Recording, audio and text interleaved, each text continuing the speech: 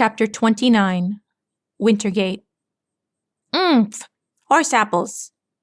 Rainbow Dash managed to say between deep bites of greenery. "This lettuce is good. Oomph!"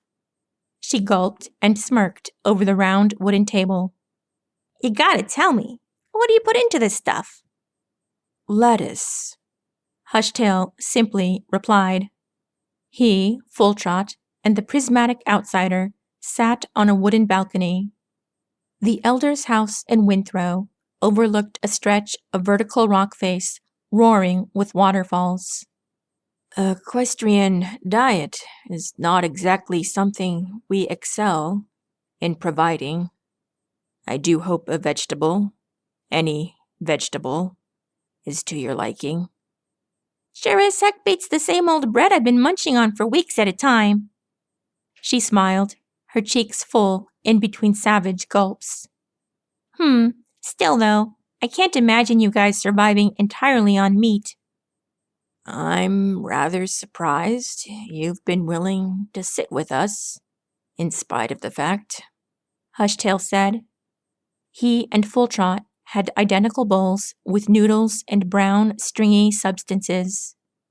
"We've had some guests from the West before, and they didn't even want to talk to us after they found out the way of Wintergate."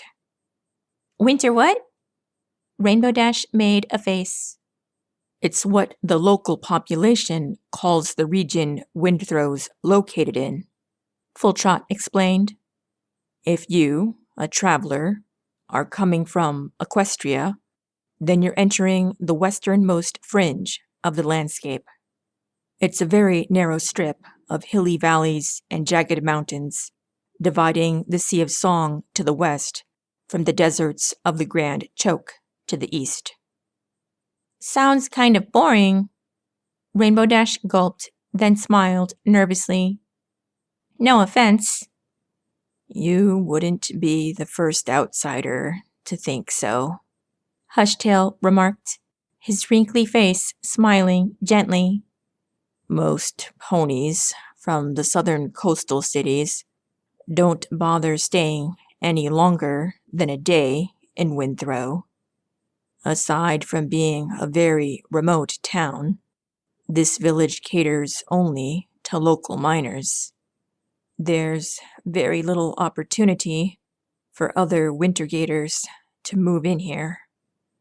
Several generations of families have all lived and died along these mountainous slopes," Fulltrot said, "all working on the same task."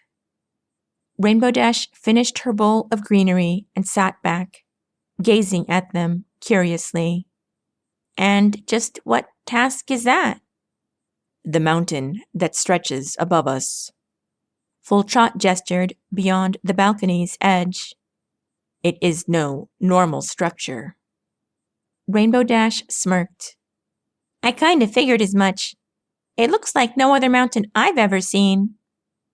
"No pony knows the reason why, but it provides a special type of ore that can't be found in any of the surrounding rock bodies," Fulltrot said. "The nature of the rock minerals found within makes it easily malleable and useful in creating various alloys. Over 7 centuries ago, our forebears stumbled upon this mountain," Hushtail explained in a hushed voice. His weary eyes glistened with aged respect and reverence at the thought. "We have been extracting minerals from it ever since.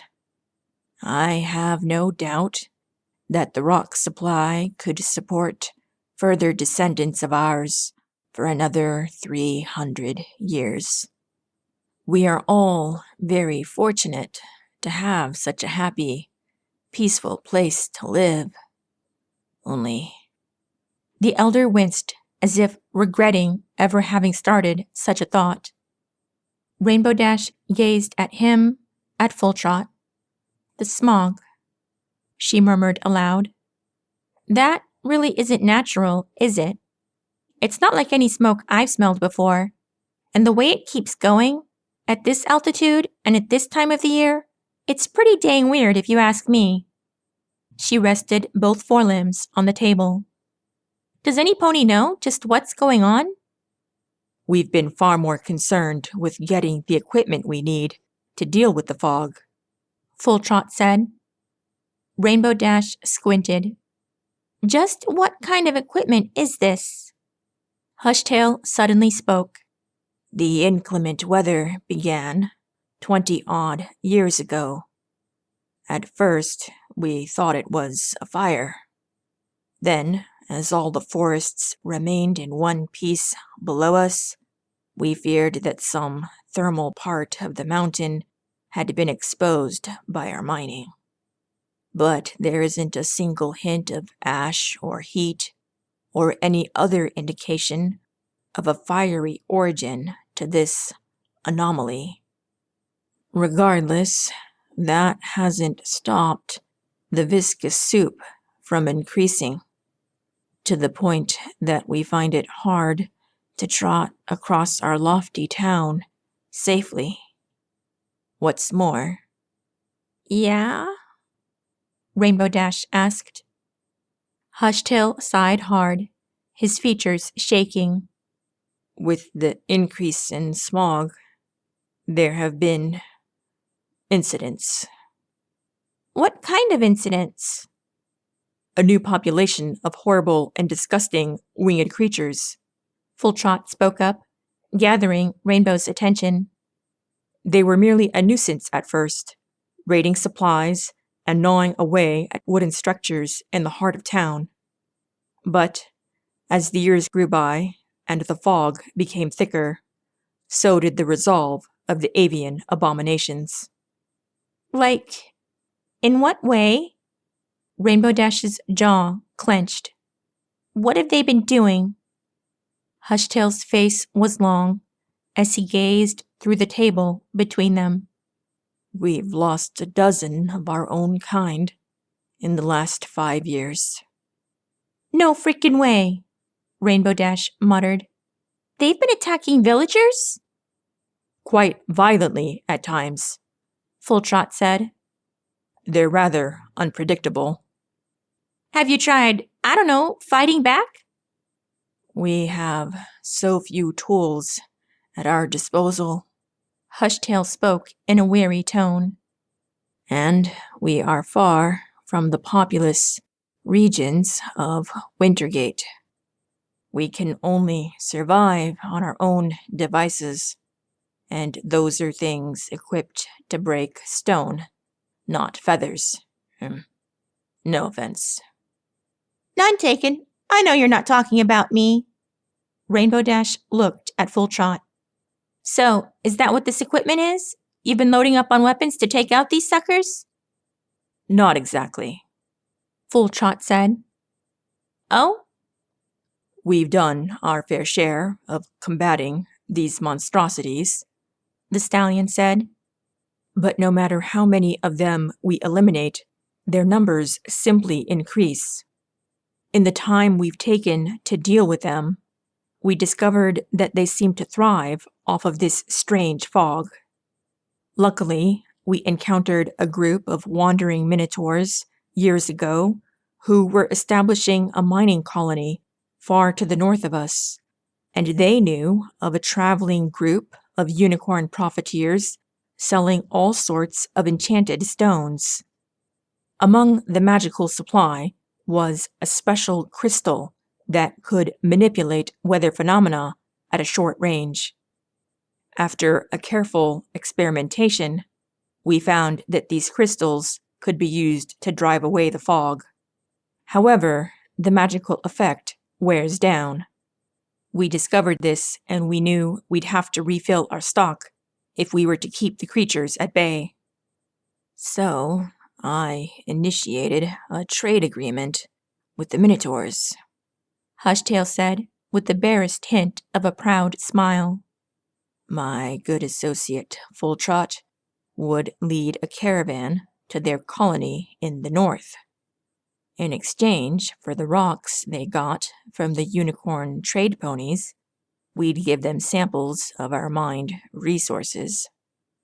They'd give their mining resources to the unicorns, who gave them the enchanted stones. So you can see, traveler, out here in the middle of mountainous nowhere, we've established for ourselves a fine circle of coexistence.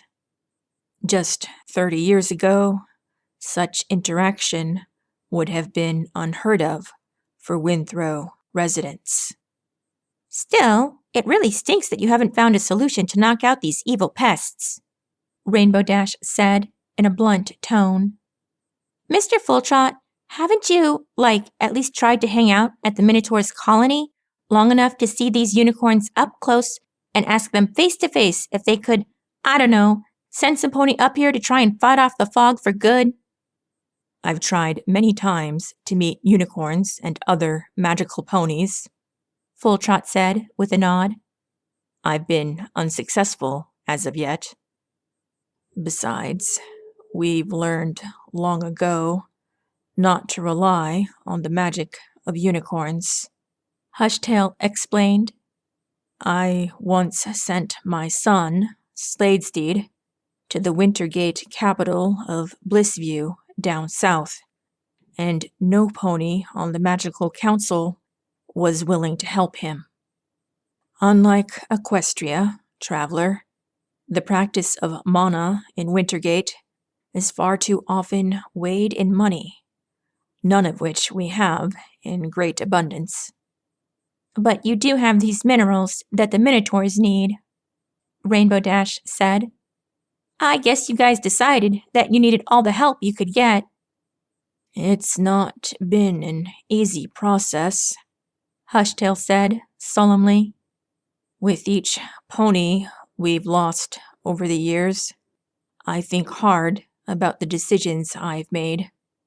But I remain resolute. Winthrow has never fallen to any outside power in over half a millennium. I'm not about to let a flock of surly monsters make us defend our home with any less gusto. Yeah, I can see that, Rainbow Dash remarked, nodding. Her gaze briefly focused on the waterfalls cascading outside. Still, traveler, enough of us, Hushtail said with a gray grin. He leaned forward. I would love to hear more about the land you hail from. Oh, Rainbow Dash fidgeted with her hooves on the table's edge.